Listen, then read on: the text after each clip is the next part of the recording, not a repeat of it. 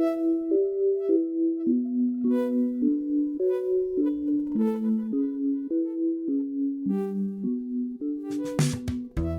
into the Think Deeper podcast. I'm one of your co-hosts, Will Harrop, joined by Joe and Jack Wilkie. We have got a follow-up Q&A episode on tap for today. We had our Q&A episode at the end of the year last year, and we got so many really good questions that we just couldn't get to that we decided, hey, let's do another one. Let's answer some more of the questions from our deep thinkers. So that's what we've got lined up for today. We'll get to that in just a second. We want to go back and talk about something that we introed, I think, 2 episodes ago, maybe 3 episodes ago, something like that. But we are launching something that we're calling just the Think Deeper Seminar. If your congregation, or if maybe you're an elder listening, or maybe you want to go to your elders, if you're interested in having us 3 guys, or any portion of us 3 guys, out to your congregation to talk about some of the things that we've discussed on our podcast, we have a seminar specifically designed for that. We've got a year's worth now of 50-plus topics that we've covered, a lot of them about cultural topics, a lot of them about things that we think the church really needs to look further into. And so if it's something like you're thinking, hey, podcast is great, but would love to have an in-person maybe question and answer panel, an in-person, again, just a seminar, whether it be a one-day seminar or a weekend seminar, that's something that the 3 of us are willing to do. And so if that's something that you'd like more information on, message us on Facebook, the Think Deeper podcast page. You can message Jack.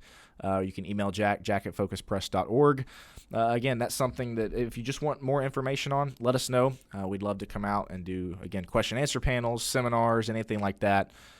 So that is all I'm going to say about that, the Think Deeper seminars. We also wanted to provide an update on our Think Deeper map, where we are trying to get a grasp on how many states are represented by deep thinkers, by Think Deeper listeners. Jack, I'm actually going to hand it to you for that update. I think we're over 30 states. Is that right?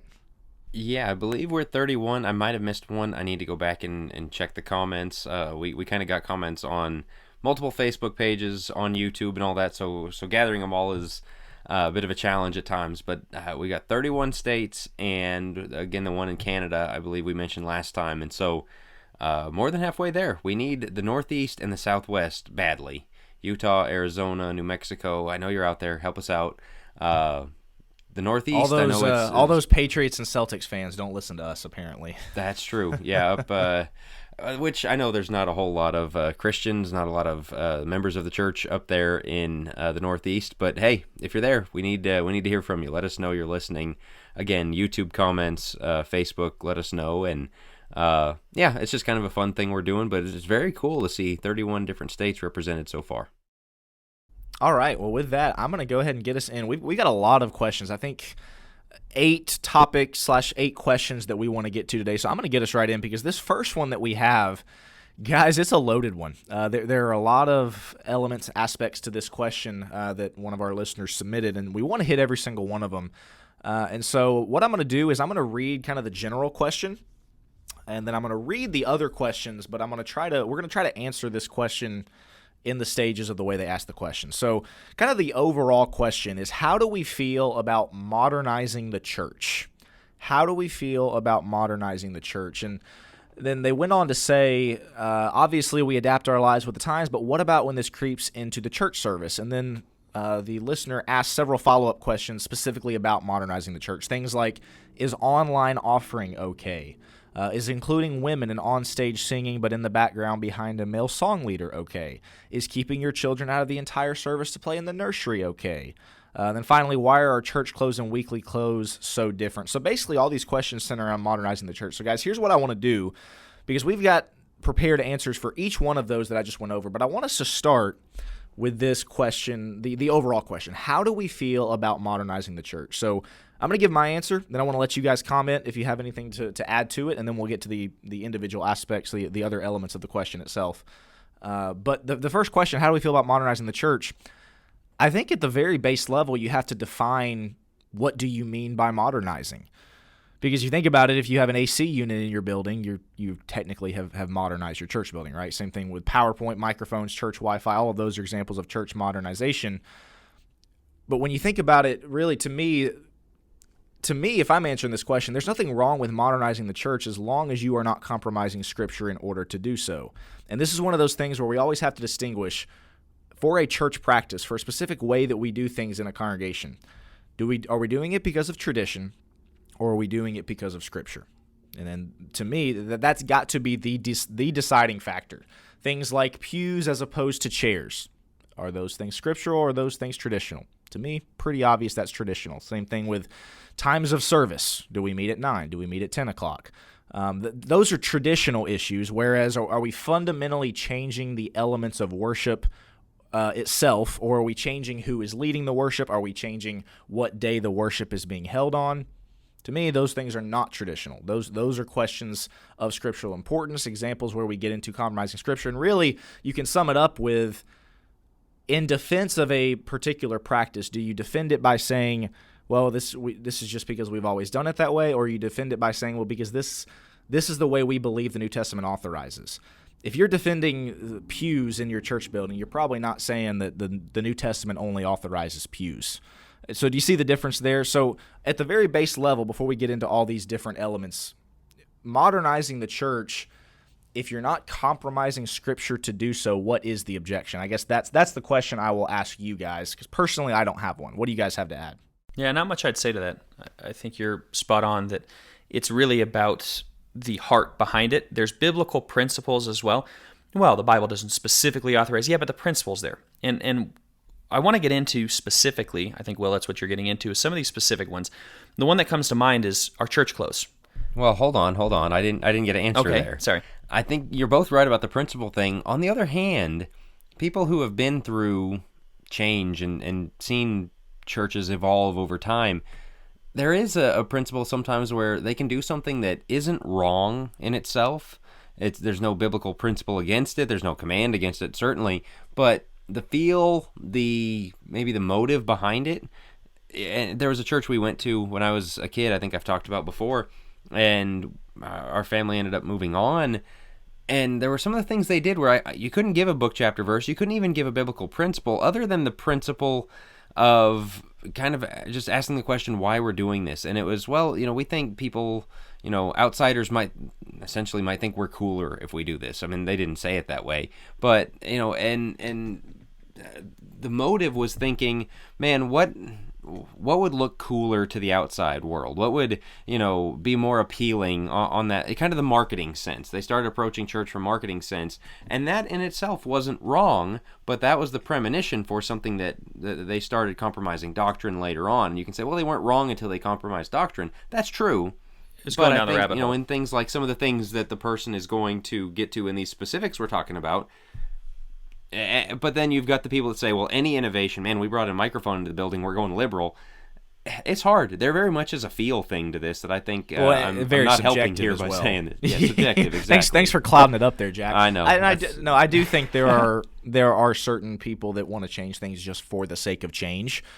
And I don't know that that's necessarily the best thing either. But again, you talk about modernizing. I'm a fan of PowerPoint. I think being able to hear in church buildings I think that's a good thing to have a microphone system that does that. But Joe, were you going to get into? Go ahead. I'm going to interrupt Joe again. So G.K. Chesterton's gate fence, however you want to classify it, I think is a really valuable principle where he says, don't tear a fence down until you know why the person put it up. And so change for the sake of change can be a bad idea, but why didn't we use microphones? Because we didn't have that available to us. Okay, well then there's no good reason not to do it. Okay, why didn't we do some of these things that we're going to talk about? Why didn't we do children's church? Why didn't we do, there might be something a little more to that. So go ahead, I'll let you finally get to it. Well, yeah, because it's, again, people are afraid of going down the rabbit hole. That's what a lot of these are going to come to is this, we don't get to the big changes without the small changes. So when people see small changes, they go, hold on a second, big changes coming. Not necessarily. So let's look at a few individually. The first one is online offering okay? Let's say they got a Venmo, PayPal, something that you can donate to online. Direct deposit. Deposit. I've heard of churches you can set up a direct deposit. Right. So instead of physically grabbing the checkbook, the cash out of your wallet, whatever it is, I'll just make it a credit card payment. Is online offering okay? I have my thoughts, but gentlemen, I'll open it up to you first. So I think this is a hot question because of the question of whether or not contribution is an act of worship. And let me explain what I mean, because that's, to me, the way that it breaks down. If you are somebody that says, okay, contribution is an act of worship, then I would imagine you're going to say that online offering is wrong, because to you, you're basically removing an act of worship, a physical act of worship, and taking it online, if that makes sense. And so, again, for the person that says contribution is an act of worship, that then online offering isn't okay, because you're taking that act of worship out of the worship service. Now, there's also a portion of the people that would say if you do it on Sunday still, then it's fine. It doesn't have to be in the 9 to 10 worship hour. But if you're somebody who doesn't necessarily believe that contribution is one of the quote-unquote 5 acts of worship, then, again, you would say that it does not have to be done in the 10 to 11 worship hour, so there's nothing wrong with online giving. To me, I fall on the side of I don't really think contribution is an act of worship. I don't think there's any difference in you setting up a direct deposit for you to give your set amount on Sunday versus dropping a 20 in the plate. To me, I don't see a difference there. But, Joe, you obviously have some thoughts, so why don't you go, and then we'll let Jack get in. Well, I want to hear what Jack says, and then I'll come. What do you? Oh, okay. He wants to go last. Yeah, no, I don't have a problem with it, and even if you don't give on Sunday or whatever, because so much of our principle for this gets misinterpreted, where Paul was talking about laying by in store and on the first day of the week and all that. In fact, I heard somebody in recent months say, we're taking up collection so that no collections be made when he comes back. No, it's not when Jesus comes. It was when Paul was coming. When Paul was coming through, he was going to collect for the saints in Jerusalem who were starving, and they were contributing. It was this great thing. He said, set aside weekly, and then for a specific time, right? Yeah, and that doesn't mean the collection stops after that, because there's so much work that does need to happen, but there's no point that it needs to happen on Sunday. I mean, you can give to your church anytime. You can send your check in. I mean, over COVID, when buildings were shut, people were sending checks in. Oh, sure. Well, what if you picked it up on Monday? I mean, you can't send it on Sunday because that's not the point. And so online offering, I don't have a problem with it. And you go back to that principle I just brought up of, why are we changing something that's old? Is it because it was broken? Is it because, or just for the sake of change? No, it's just a convenience. You're doing the same thing you've always done, just maybe in a more convenient way. And when you think about the widow's mite, the Matthew 6, the Pharisees giving and making sure everyone know they give, that's how they gave. At the temple, they had the boxes, or the synagogue, right, or whatever, wherever they were bringing their money. And they would go, and there was a place that you could discreetly walk up, put in what you were going to put in. It wasn't a basket passed or whatever. And there's reason to believe the early church did that too. And so it's taken different forms. I mean, we've changed it in the basket passing. That was not the original way it was done. And so it's okay, I think. I would agree with you, actually. I'd agree with both of you. But there's a guy at Church, Bob, great brother, but he's against it, very against it, because we had this conversation, and he said his contention, and I do understand, is you're not as intentional.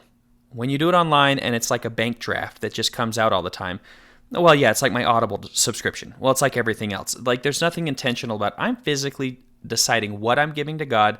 I'm actively thinking about it, and I'm putting it in the plate, and it costs me something almost. Even though it is the same principle, I understand where he's coming from. If we're going to give to God, it ought to be something we've thought out. It ought to be something that is very intentional when we go to give.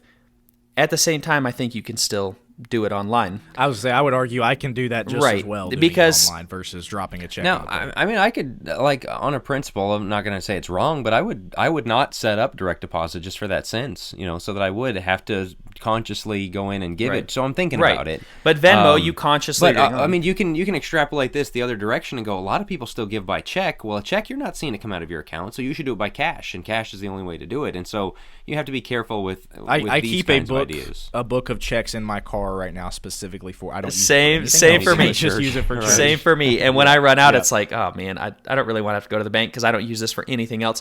So yeah, I think that's great. But let's get to the next one.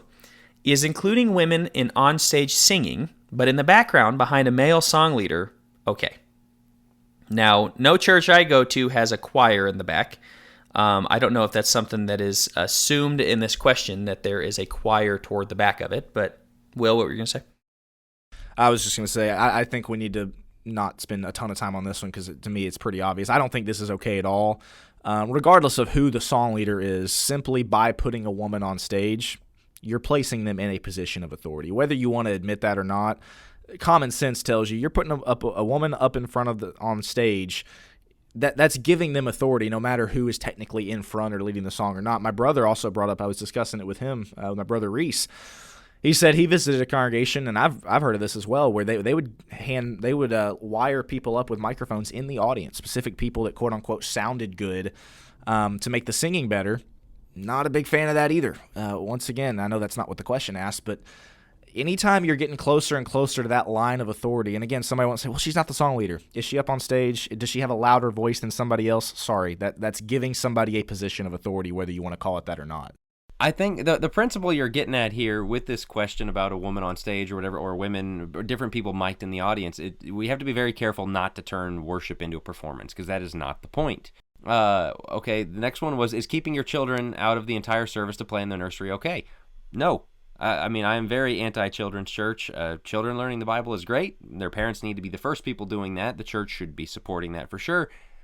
There's no precedent of the idea of the church being age divided when we come together to worship. And if your kids are there, you're sending them the message that this isn't for you, and it's not, like that it's life revolves around you. We're going to give you your own thing. No, it's teaching them life doesn't revolve around you. You're going to sit in here and no, this isn't for you. You don't get to take the Lord's Supper, but you're going to be respectful. My 2-year-old, he doesn't listen to a sermon real well. That's okay, but he needs to know you're going to sit here with mommy and daddy. When we pray, you're going to bow your head and you're going to say amen. If you know a song, you're going to sing it.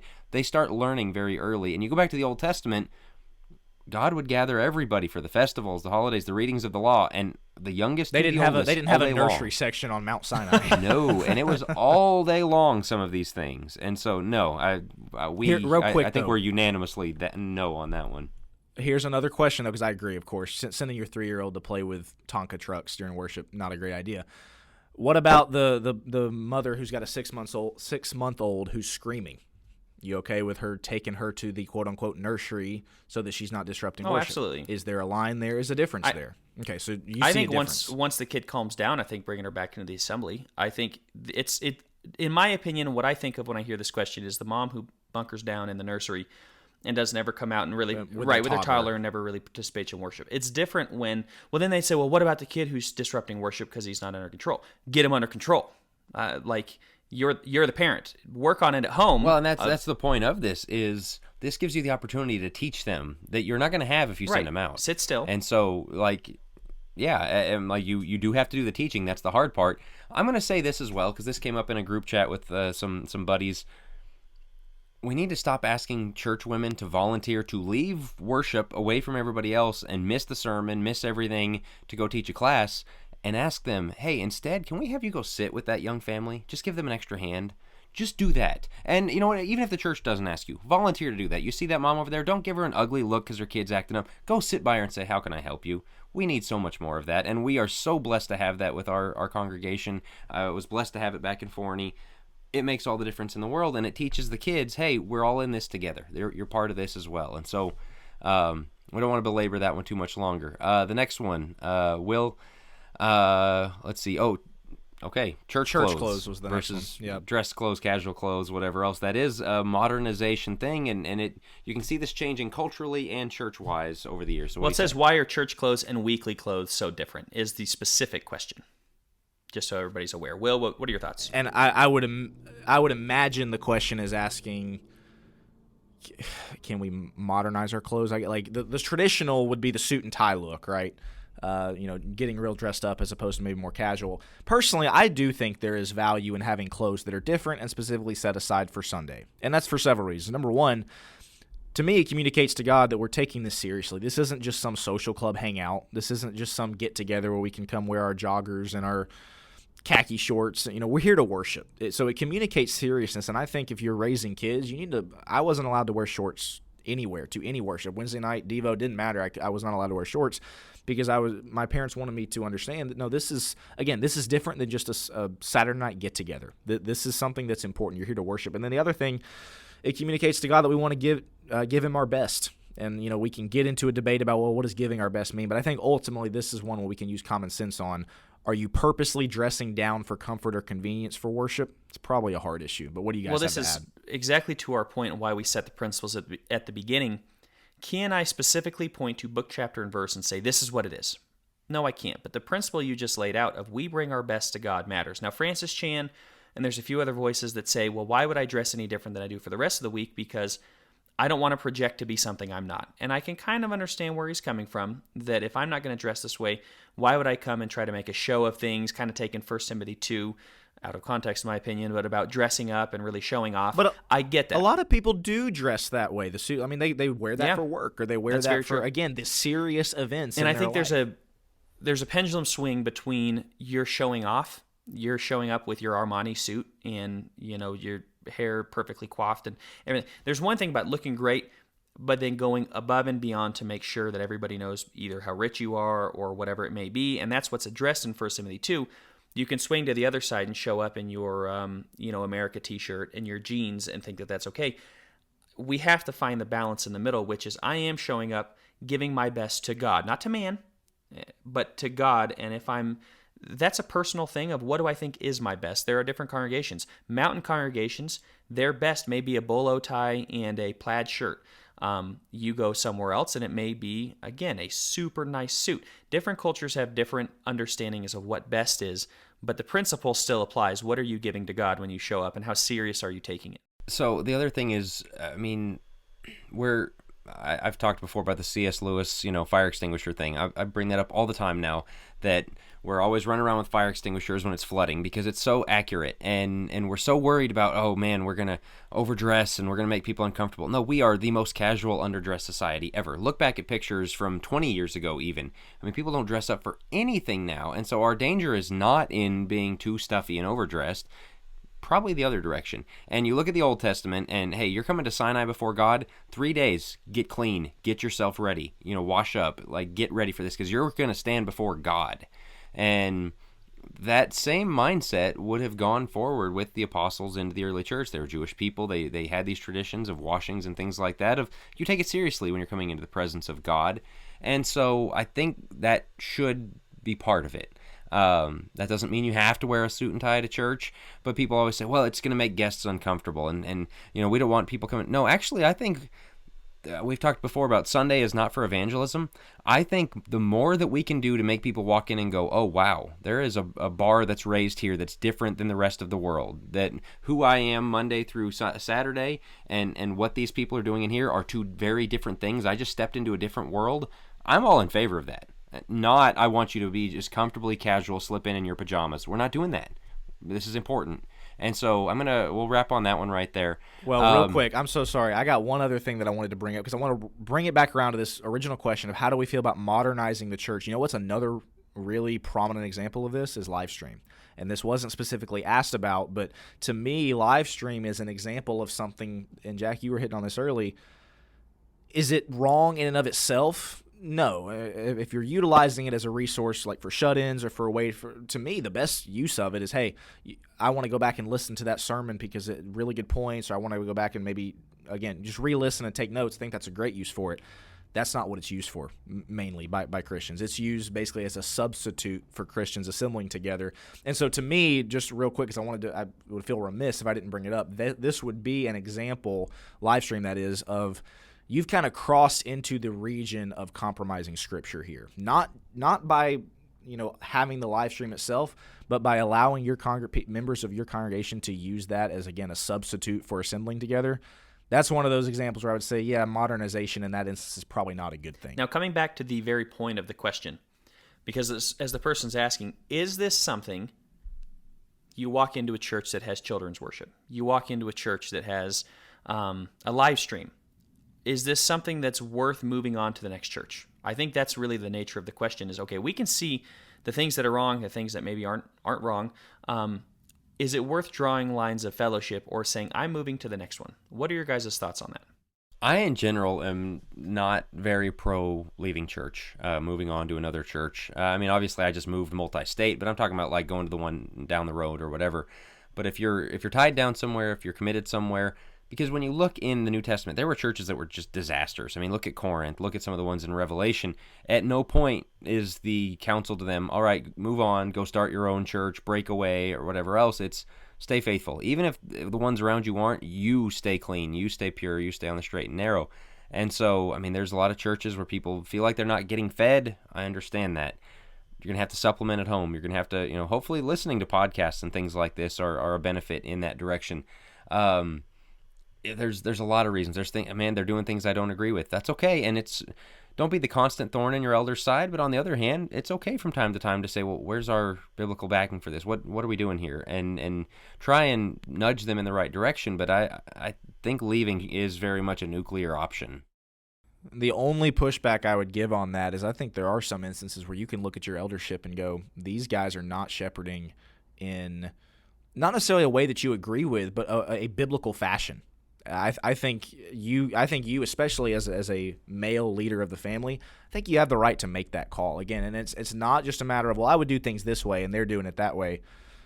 I think it needs to go beyond that you need to say, no, these shepherds are not shepherding biblically. I think you are, to me, allowed to make that call, but that's just a slight pushback. And after you've exhausted all the options. Oh, yeah. You've gone to the elders, you've talked to them, you've talked to the preacher, you've done everything to try to say, let's study this. I think the easiest thing to do is go, well, we don't like it, let's move. No, stick around, study it with people. If their hearts are rocks and they're just not budging on any of these things despite clear biblical principles and such, that's not a good look. That's not good, and maybe that's when you consider. But I wanted to jump to my next question.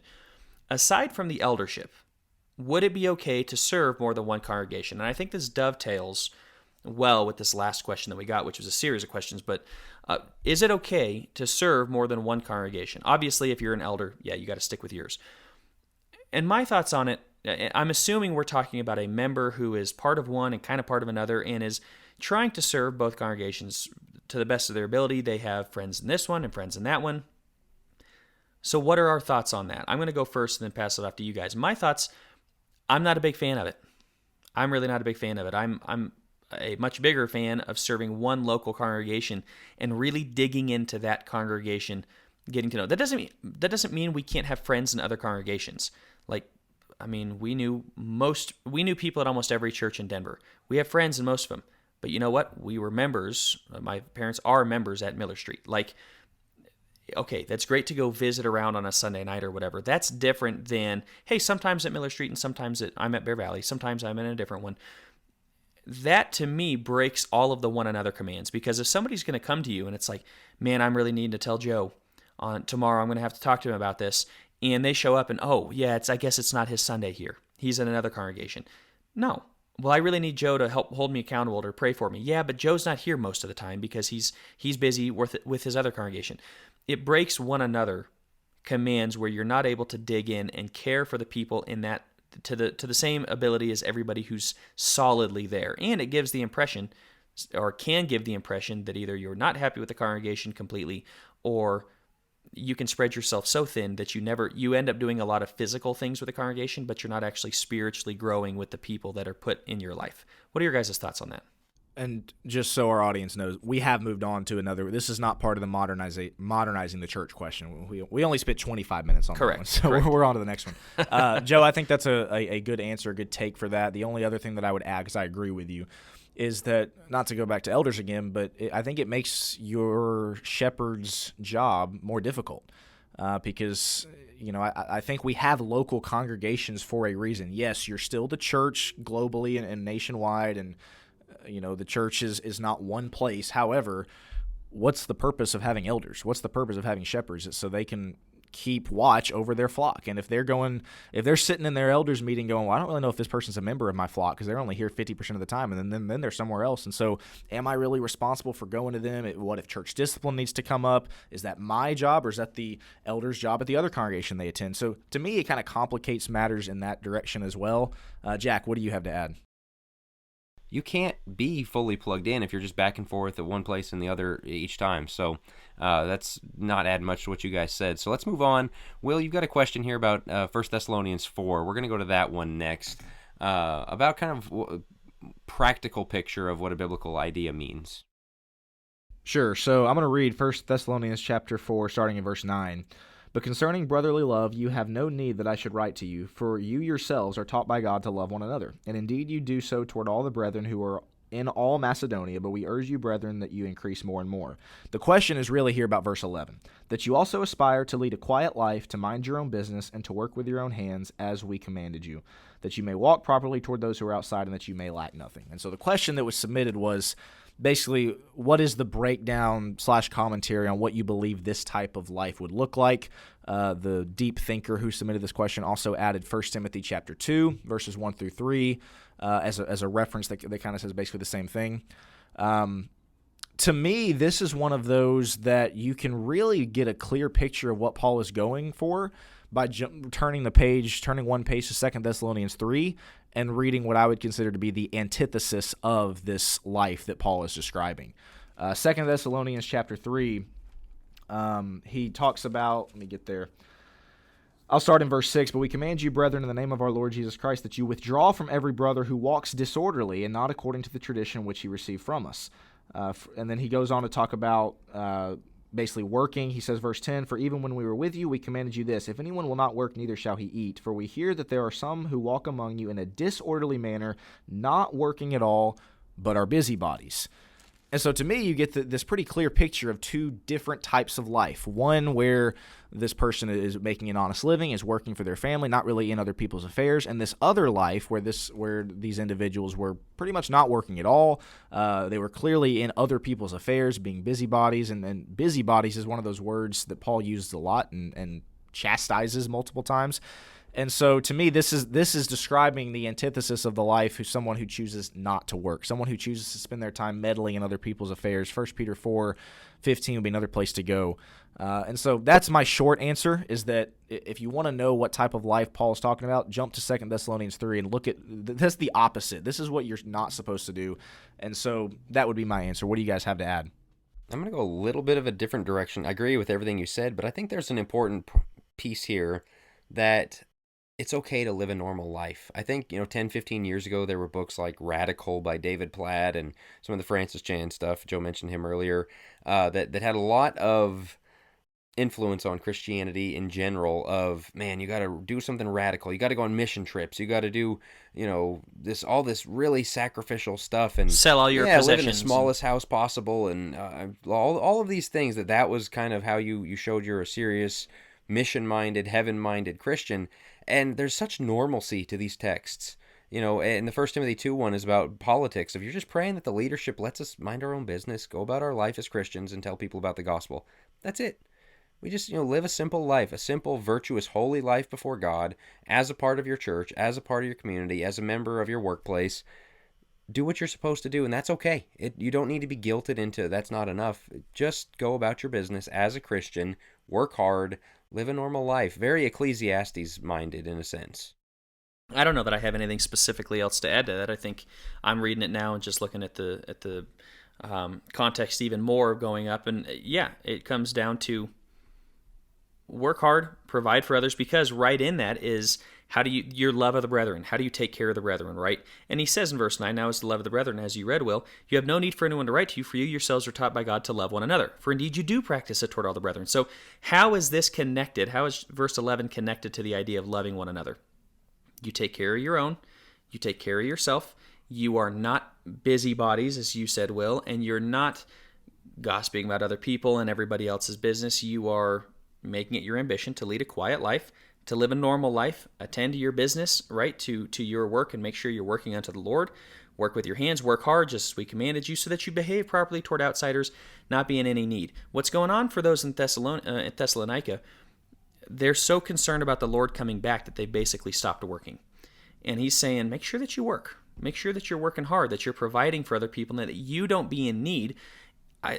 Not to get into this, but there is an aspect of the welfare state that you can get into on making sure you are working hard and that you're leading that quiet life, not leading others into, causing others to have to pick up your slack, all that stuff. That's part of you loving the brethren the way that you're supposed to. So that's the only thing that I would add to that. Will, I think you answered that well. Let's go ahead and get into, let's go ahead and get into, boy. My turn. Yeah, go for it, Jack. Yes, go for it. The main event. Here we go. I don't know if it's the main event, but it's one of those on the episode title that I'm sure got some attention. An interesting one. I once worked outside the home as a nurse, but after having children, decided to stay home. The more I study and observe, I believe this is the best way to raise a godly family. Are we to take Titus 2, verse 5 literally? That's where the older women are taught to, or commanded to teach the younger women, love your husbands, love your children, be keepers of the home.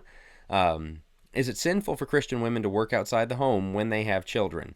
I know this can be a hot button issue, but I'm truly curious to hear your take on this. Let's start with a few things, because immediately somebody listening, multiple people listening, went, Proverbs 31, she worked outside the home. Okay, hold on, we'll get there. Let's start in Titus 2, verse 5. And in Titus 2, verse 5, and in 1 Timothy 5, verse 14, they are taught, keep the home, that you are the manager of the home, the ruler of the home. That's what those words mean. That's a job. That is an occupation. 1 Timothy 2:15, where it talks about women preserved through childbearing. Like, this is your role. This is your part, not only in the home, but in God's grand plan.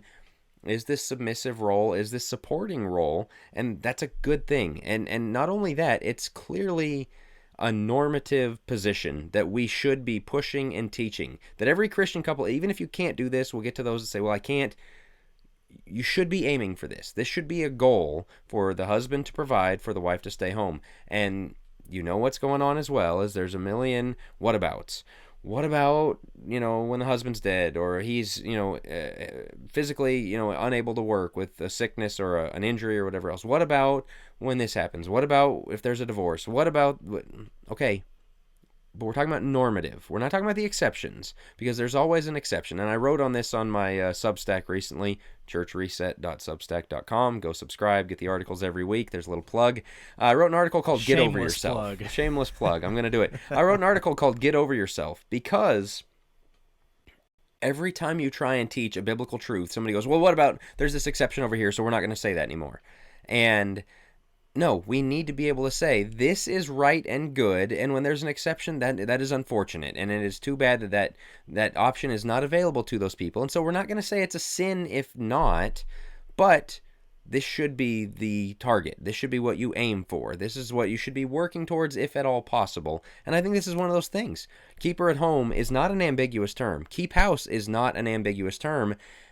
And it can't be filled from 6 p.m. to 10 p.m.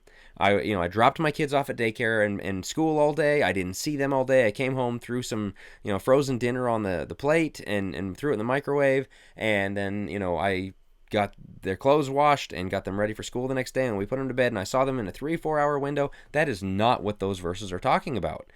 You cannot fit this into that. So, as I said, somebody's going to be going, well, what about Proverbs 31? And again, I'm not saying it's a sin for a woman to work outside the home, other than if her conscience says that she shouldn't. And fathers, husbands, I'm going to tell you right now, be working towards this yourself to let her stay home, because statistically, I think it was 80% of women said they would if they could.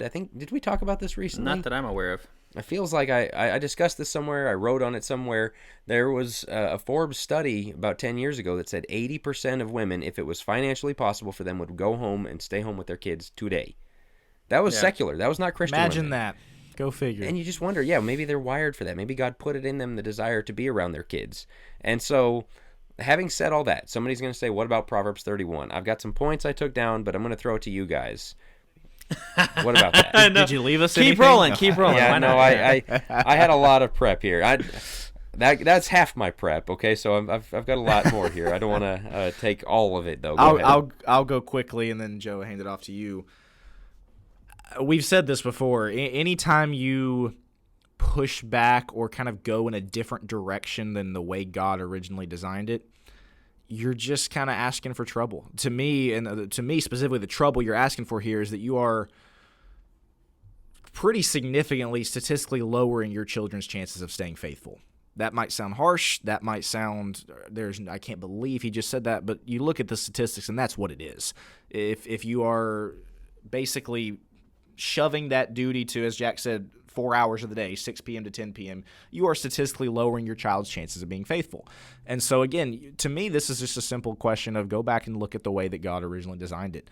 God designed men, their dominion is outside the home. Their dominion is to provide for the home, to provide for the family, to work. The woman's realm of dominion is the home. And at this point, we've said it time and time again, if you want to argue with that, you're not arguing with Jack. You're not arguing with me or Joe. You're arguing with Scripture. You're arguing with the way God originally designed it. Now, again, everybody always wants to jump to, is it a sin? Is it a sin? Well, if it's not, cool, that's what I'm going to do. That's a really bad way to look at it. That's a really terrible approach to have. Okay, well, as long as it's not a sin, then I'm good, I'm covered.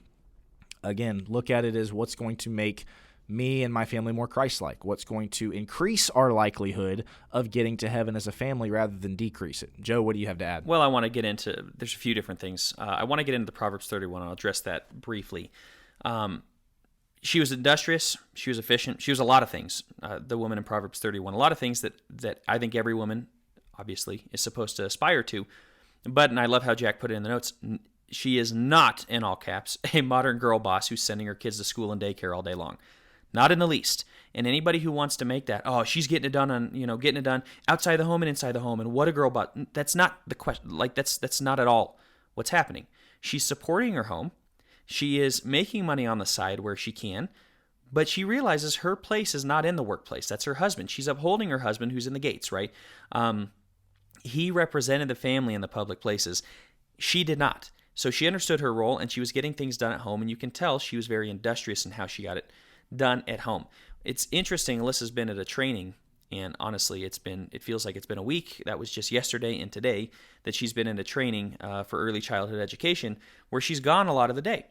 She came home last night, and we were talking about how much of a bummer that was. Even though I was working and we got off around the same time, we were talking about how difficult it would be to have a really solid marriage if both of us worked outside the home.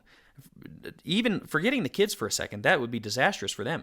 But just for our marriage, where we didn't get to talk to one another all day long, and we had an hour after putting the kids down, maybe an hour where we had to stay up late to have that, instead of, yes, I'm usually gone, but I call in some, and I get home or whatever. Most guys can get home at a regular time, and the woman has kept the house, and they don't have to worry about those things. I think it puts so much strain on the marriage relationship, and we wonder why marriages are so difficult these days. Maybe it's because the house chores then fall to both, and the hierarchy and everything else gets off. So, is it a sin? I'm going to come back around to this, and this is the unpopular thing. I think it's directly contradicting Scripture. Now, you can jump to Lydia. Let's jump to the one person in Scripture that we see basically not doing this. So yeah, you can go to Deborah and everybody else that's wildly ripping that out of context and why she even had to do that. And Jael, they always bring up Jael, which is great because she's actually in her home when she kills Sisera. But let's forget that one for a second. Lydia, she's selling purple fabrics. We don't know what Lydia's situation was. We know her family was baptized along with her. What that looks like, we're not exactly sure. If her family was her parents that she's helping provide for, if she had kids, we don't know. That is an exception that we have no idea the context. It's the same thing as using Priscilla and Aquila and saying, well, Priscilla's mentioned first, therefore she did everything. That's pretty big stretch here. I think it's a stretch with Lydia. All I know is there's biblical precedents and mandates for women to be keepers at home. Well, I don't know. If I go against biblical precedents and mandates, I don't know if you want to call that a sin or not. It's not good. That's not what's supposed to happen. So define it however you want. All I know is Paul is specifically laying down this mandate, and for women to look at it and go, yeah, I don't need it. There's a reason God said it. It's not because Paul is a sexist. It's not because God is patriarchal and he is patriarchal, which is a great thing, but it's not because there's toxic masculinity involved. It's because this is the way God designed them. And if any woman took 2 seconds and sat in her emotions for a second, she'd realize the same thing. As Jack said, I want to be home with my kids. I'm great at nurturing. I want to take care of my husband. I want to take care of the kids because that's what's inside of you. And if that's not what's inside of you, it's probably a trauma response, to be quite honest with you, where you are directly contradicting what God wants because you think that your worth is found in something God didn't give you as your worth. Your worth is found in having kids and keeping home. If you can't have that, I'm very sorry. If that literally can't happen, again, Lydia's situation, I don't know. I'm sorry. Truly, I don't, but as Jack said, this is the normative thing. This is what's supposed to happen. Well, that's why, when we're saying it's not a sin is because there are exceptions. I mean, like if the husband dies and she's got to put food on the table for the kids, okay, but there's even, it's interesting in 1 Timothy 5, I brought that one up. It's talking about widows, and it's telling the younger ones, go get married so that you can be supported and you can keep home and keep the house and the kids and all that. And the older ones, if they're widowed, it says the church needs to take care of them. Acts 6, the deacons, that's what they were for, is to feed widows. Well, and I mean, just 1 Timothy 5, it's the church needs to put them on the payroll. Like, your church contribution should be going to keep these women taken care of. Like, that is how committed the church was supposed to be to this. And so when we talk about the keepers at home being something that, like, we're not going to talk about, we're really not talking about the backup thing, which is we pay for them so that they can, and, you know, the widows don't have to go to work and all that. We've lost the whole plot on all of that. And so, to your point, you know, we can't say it's a sin when it is an exception. On the other hand, if somebody's perfectly capable of it, and to Bingo. what you're saying, If you can. no, I don't want it. You know, like, but we need that extra vacation. You're we need to pay choosing for the not boat. to. We need Right. to, you know, well, I just don't like being around my kids that much. Maybe submit to the scriptures. Maybe look at what it says here. And so we made a lot of friends with that one. But you know what? That's one of Well, those and things. just I'm real not going to quick- apologize for it because nobody's saying this, and it needs to be said because the Bible says it. Like, let's just read the verses for what they mean rather than trying to say why they don't mean that. Right, and this is going to be the last thing before we move on. The perfect evidence for this is how many sermons have you heard on this, number one? But number two, the sermons that do address this, what is always what are the qualifiers, right? Well, I'm not saying this, and I'm not saying that, and you know, this is a touchy subject, and we'll just basically, it doesn't get addressed, is basically what I'm saying. You know, it's one of those verses we read real quickly. Yeah, we acknowledge it's controversial. We give some kind of half-hearted assessment that, yeah, women are supposed to submit, and then we move on, is basically the church's modern day approach to it. And yeah, it's one of those things where if you are perfectly capable of it and you're choosing not to for whatever reason, to me there's a problem there. But if you can, guys, you should. unless you have anything to add, destroy. Right. I've gone off on this. We've all gone on this before. Destroy feminism at every turn. And this is one of the best ways to do it, for women to be keepers at home. And you will be looked down upon in society, and people will think that that's all you do. That's one of the best jobs in the world. That is one of the most needed jobs in the world. We are more desperate for that job now than anything. So you may think that we're sexist for saying this. No, I believe highly in the value of the woman, in the value that she serves in the home. The man is to have his dominion outside the home, her inside the home. Destroy feminism at all costs. It's destroying the church. This is the best, in my opinion, the best way to do that. So, sorry, I had to get that one in there as well. But feminism is a leech and a suck on the church. We have to destroy it and get away from that ideology. If you can, you should. Jack, get us into the next one. This is an interesting one that I think comes up a lot, especially if you're in ministry or an elder or a deacon. You get these things all the time. So here we go. I don't have a problem helping those in need, especially helping the members of the church family first and foremost. However, is there a point where the goodness of benevolence turns into enabling of the ones you are helping? And if so, at what point do you stop supporting them? Basically, are there biblical examples or guidance on dealing with scammers and the downtrodden, or should we just support blindly and let God deal with their motives? That's a great Proverbs question. 3, That's a great question. It is a great question. And it's one that, again, if you've been in any kind of church leadership, you deal with this, because some people might not know this. Church phones ring almost every day of the week of somebody saying, hey, can I get gas? Hey, can I get food? Hey, can I get $50? Hey, can I get $100? Hey, can I get $500? Some people are just brazen. Hey, can I get $5,000? Like, there's a couple of them like, hey, can you go drive by our building and see, well, who do you think you're talking to? Like, what do you think we have here? What kind of You were resources? probably the 10th on the list that day. Yeah, that is the other thing. And so, and we had some that we gave to, and like literally came back around months later. Man, thank you. That's exactly what I needed. You got me to where I was going. We had others that, like, it was very clear, went down to the next church down the road, and like, we're making the circuit and all that. And so this is a very good question, a very needed question of, do we support blindly and let God deal with it? I mean, there are scriptures, Proverbs 3:27 of, do not withhold when it's in your power to do good unto somebody. Matthew 5, Jesus talks about doing good, and so I should have pulled that verse up here. I turned away here a minute ago. But with these things, there is a biblical principle for helping, for not being stingy with our helping and all that. But on the other hand, I don't think that means just totally be taken advantage of. Don't go ahead and just Matthew 5:42 is the one I was looking for. Give to him who asks of you. Do not turn away from him who wants to borrow from you. And so there is that, but that does not mean you just keep going, because that principle of enabling is really there. And so I'm going to turn it over to you guys, and then I'll give my thoughts more in a minute. But what do you have to say? Do we just have to keep giving? Is there a cutoff point? What is the cutoff point? What's the scriptural principle for that? To me, I think first of all, you need to see the difference between, are we talking about giving as an individual, or are we talking about giving of the church's money? Jack, you bring up ministers and elders and things like that.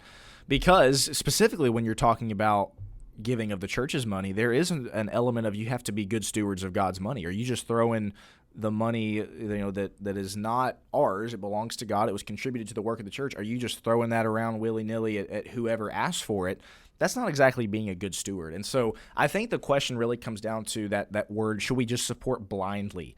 No, I don't think you should support blindly and then, anybody, again, who comes in and asks, because there are people out there who truly are in need. There are valuable works to give to.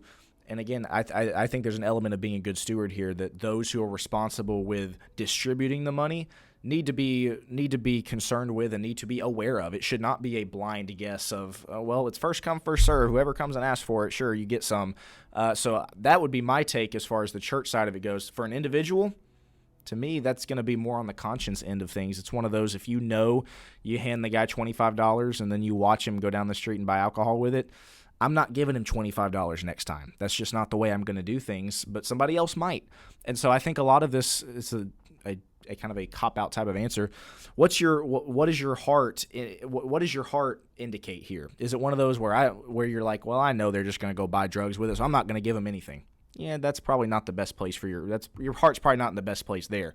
If it's no, I truly do want to help them, but I also don't want to enable them. Let me figure out a way to kind of get around that, as far as let me buy them food as opposed to giving them, two $20 bills. I think there are ways that you can do that specifically as an individual, but those are the two ways that I would break that down. Joe? No, I agree. That's something we did at our church, is when somebody came and asked, we're not giving you money, but we will put you up in a hotel. We will give you gift cards to certain places. Because, we don't want it used for drugs and for things we're obviously not in support of and that are bad for them. But we did want to help as much. And we lived right down the street from a homeless camp. So you bet, we had that a lot.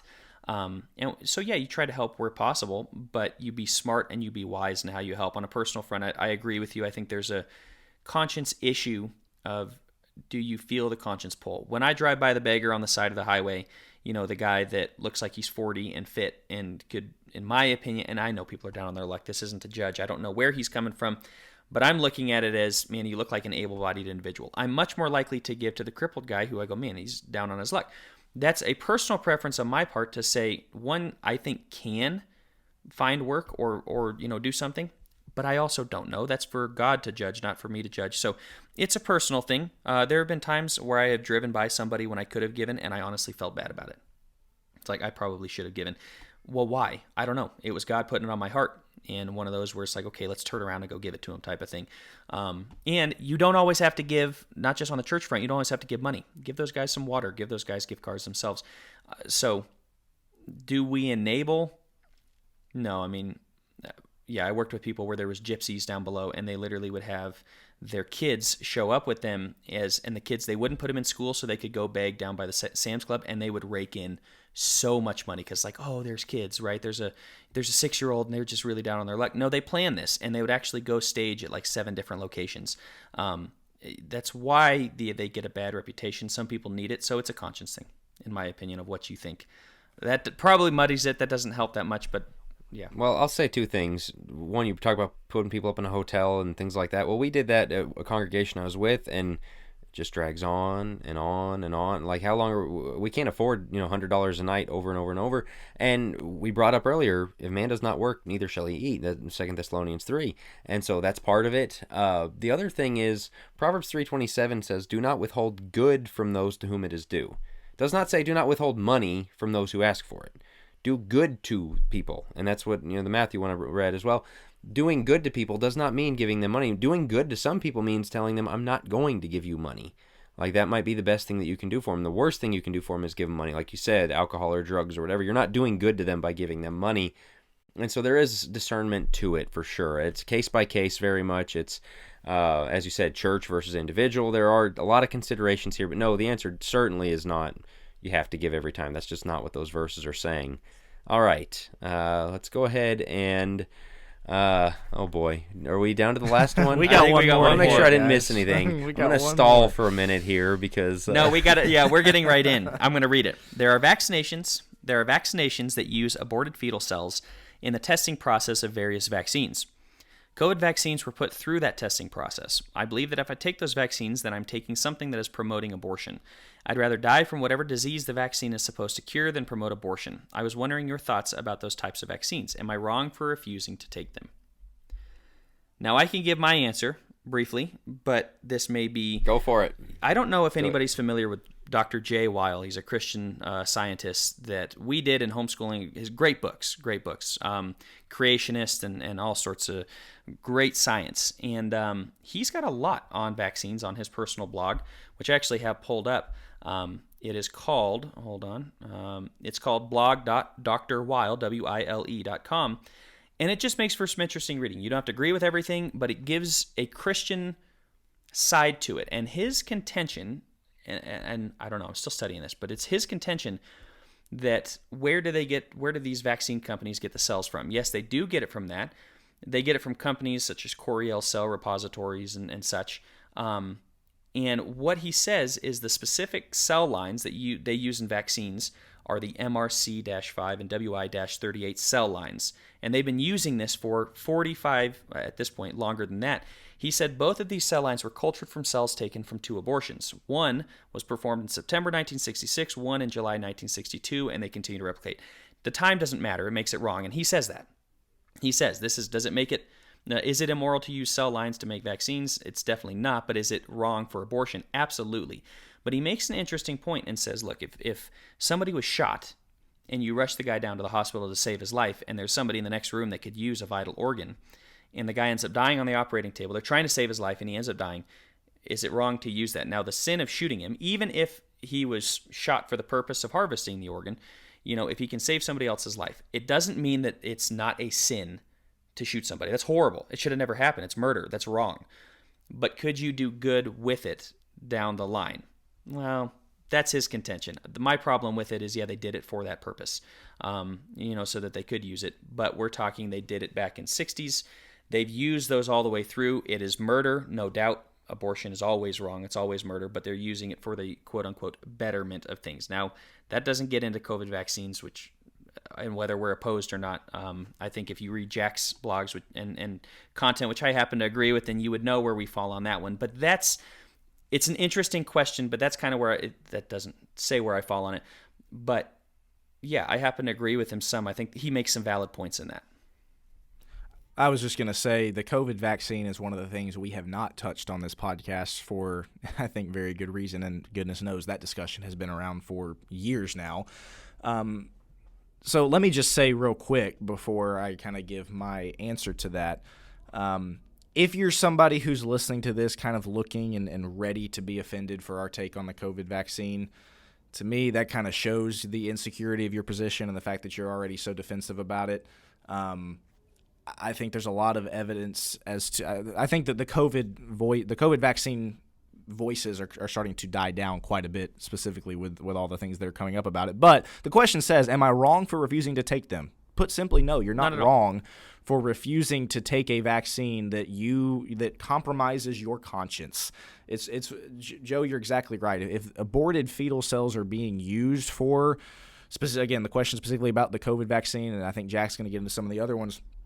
If your conscience says, look, I don't feel as though I should support this, then no, you're not wrong for refusing to take them, despite the fact that there are a lot of Christians who tried to browbeat people about the vaccine, bully you into it, and say, no, you are wrong for refusing to take it.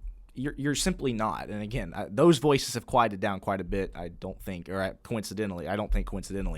But so to answer the question just flatly, no, you're not wrong, because and that would be something that would violate my conscience as well.